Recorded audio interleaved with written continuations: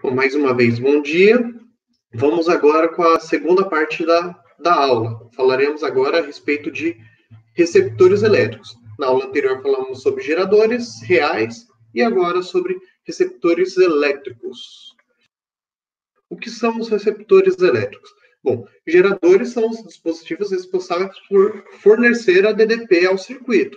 Sem o gerador, sem a DDP, não tem corrente elétrica no circuito. Bom, e o que seriam os receptores? Que tal uma definição que eu obtive a partir de uma das minhas fontes, né? No final do slide tem as fontes, né?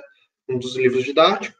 A definição a respeito de receptores: dispositivos elétricos capazes de transformar energia elétrica em outras formas de energia. Bom, o gerador, ele fornece a DDP. Tendo corrente elétrica, você tem energia. O resistor é um dispositivo que a gente já discutiu. Ele pega a energia inerente à corrente elétrica e transforma única e exclusivamente em calor. O receptor, ele vai pegar a energia referente à corrente elétrica e vai transformar, além de calor, em outros tipos de energia. Temos N exemplos de receptores. Aliás, tudo que a gente utiliza a nossa rede de energia, a gente tem um aparelho ali, é um receptor elétrico. A gente tem mais exemplos de receptores do que de resistores, tá? Resistor, como eu disse, ele é só para uma questão de aquecimento. Todos os outros casos serão receptores, tá? Por exemplo, o liquidificador precisa de energia para gerar um motor. É um receptor elétrico. Inclusive, motor elétrico é o principal exemplo de receptor que costumam ser discutidos, ok? Lâmpadas transformam a energia elétrica em luz, outro tipo de energia, então um receptor elétrico, tá? Exceto a lâmpada incandescente, o funcionamento dela é diferente. A lâmpada incandescente, ela se comporta como resistor. Por quê? Ela emite um brilho porque ela atinge uma temperatura muito alta. Então, a função da corrente elétrica na lâmpada incandescente é esquentar ela e a iluminação que ela gera acaba sendo uma consequência do aquecimento. Tá? O gerador é o que fornece a DDP para o circuito, é o que fornece energia. Então, a bateria do celular é um gerador. Quando a energia desse gerador, da bateria, ela circula pelo circuito, faz funcionar o dispositivo eletrônico do celular. Então, esses dispositivos a gente pode considerar como bom, é um pouco mais complexo porque você tem um dispositivo eletrônico, mas está consumindo, transformando energia elétrica em outro tipo de energia, então, receptores, tá? Um detalhe, e quando o celular está carregando? De onde que é a fonte de energia? Bom, vem da tomada, vem, seja lá de onde você esteja conectando. Então, a bateria do celular, ela deixa de ter um papel de gerador elétrico, tá? Na verdade, a energia da tomada está recarregando a bateria, ou seja, transformando energia elétrica em energia potencial química. Portanto, no momento que está sendo carregado, a bateria do celular se comporta como um receptor elétrico. Quando está ligado normal ao celular, a bateria é o gerador. No momento que está carregando, é um receptor. Ok? Também temos a equação do receptor. Observe que ela é muito parecida com a equação do gerador, tá? U é igual a Y' mais R' vezes I. Esse linha é só para diferenciar o gerador do receptor, tá? Só que agora ele não é força eletromotriz, tá? Ele é chamado de força contra-eletromotriz, porque essa característica do receptor vai diminuir o potencial ao qual é fornecido ao circuito, tá? Então, U é a tensão fornecida ao circuito por meio de um gerador, e a força contra-eletromotriz propicia uma queda nessa tensão inerente ao receptor elétrico, e o R' é a resistência interna do receptor. Claro, ele vai ter uma resistência interna. Basta você olhar qualquer funcionamento de aparelho. O aparelho quaisquer, por exemplo, o liquidificador. Eu uso bastante o exemplo do liquidificador. Gosto de liquidificador. Ele tem uma resistência interna. Como é que você pode comprovar isso? Liga, deixa um tempo ligado, desliga. Você vai colocar a mão na lateral dele, você sente ele quente. Você queria que ele esquentasse? Não. Isso é uma consequência da resistência interna que ele possui, tá? E é a corrente elétrica no receptor, é a corrente que é mandada ao circuito, na verdade, tá? Esse I.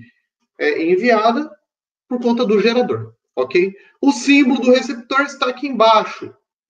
Ué, igual do gerador? Sim, é igual do gerador, igualzinho. Tem uma diferença do receptor para o gerador.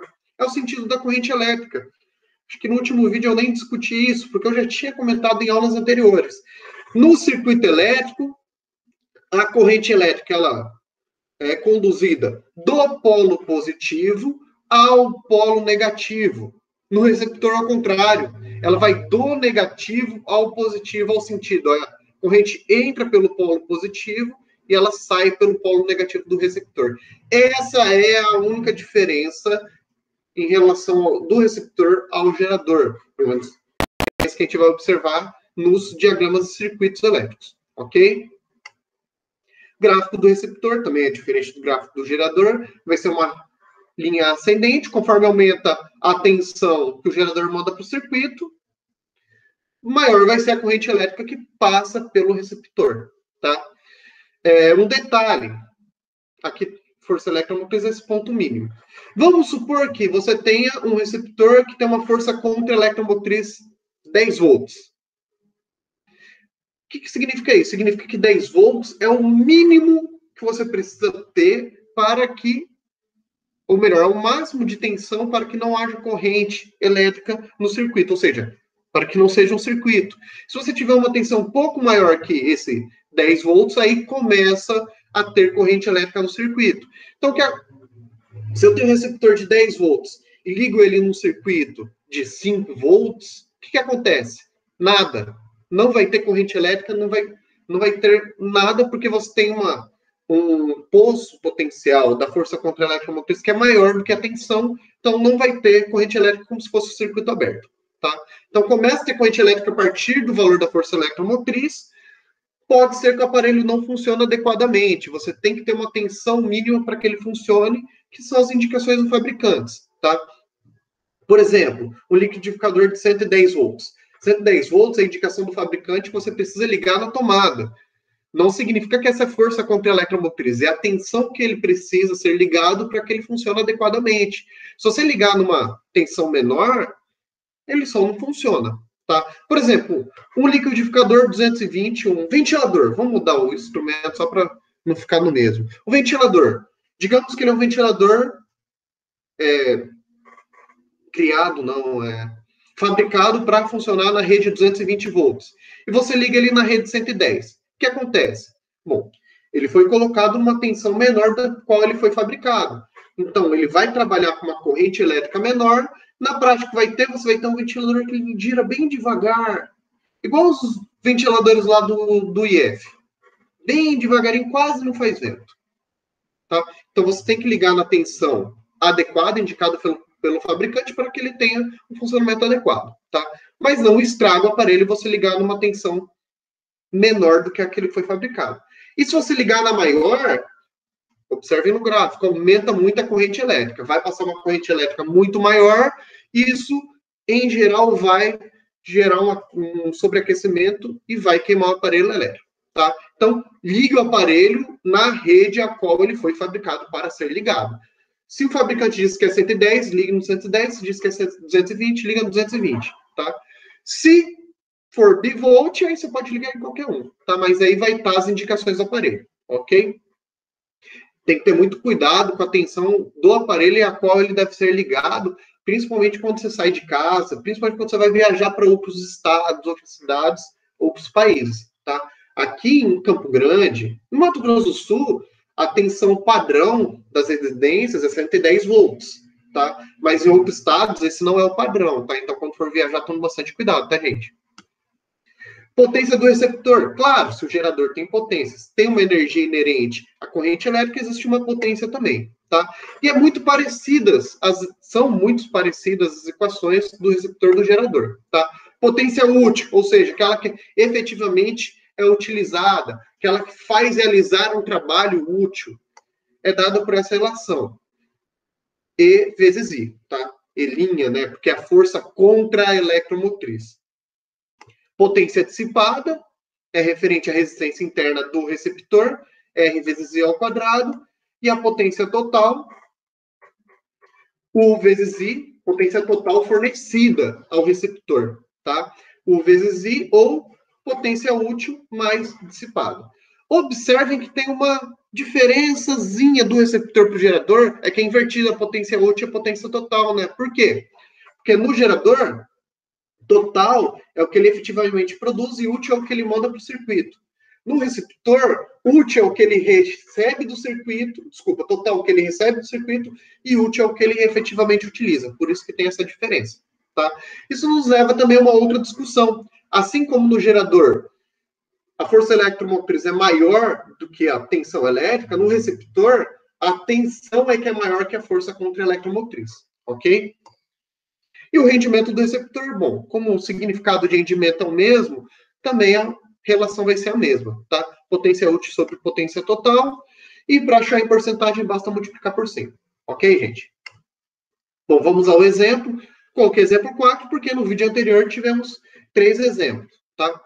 Pode ser que eu tenha que fazer uma edição e cortar alguns dos exemplos. Contudo, os slides que eu vou mandar para vocês vão ter os exemplos, por isso que eu não vou mudar a numeração dos exemplos, tá? Exemplo 4. Considere um receptor elétrico de resistência interna igual a meio ohm e for FCEM. O que é isso?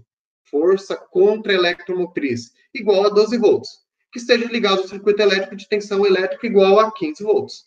Determine a corrente elétrica conduzida nesse receptor. Aí tem um erro de português, é neste receptor, tá? Não nesta.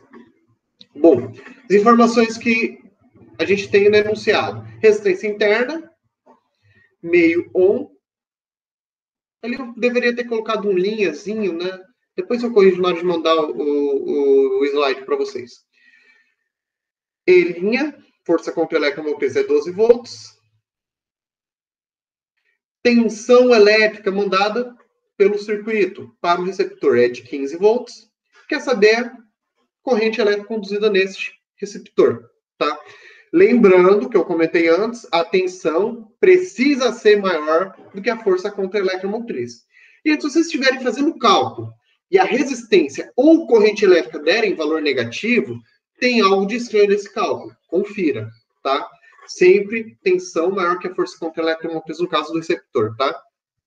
Bom, temos então essas informações que o enunciado nos deu. A equação do receptor, U é igual a E mais R vezes I, tá? Aqui, ó, é mais, no gerador era menos, tá?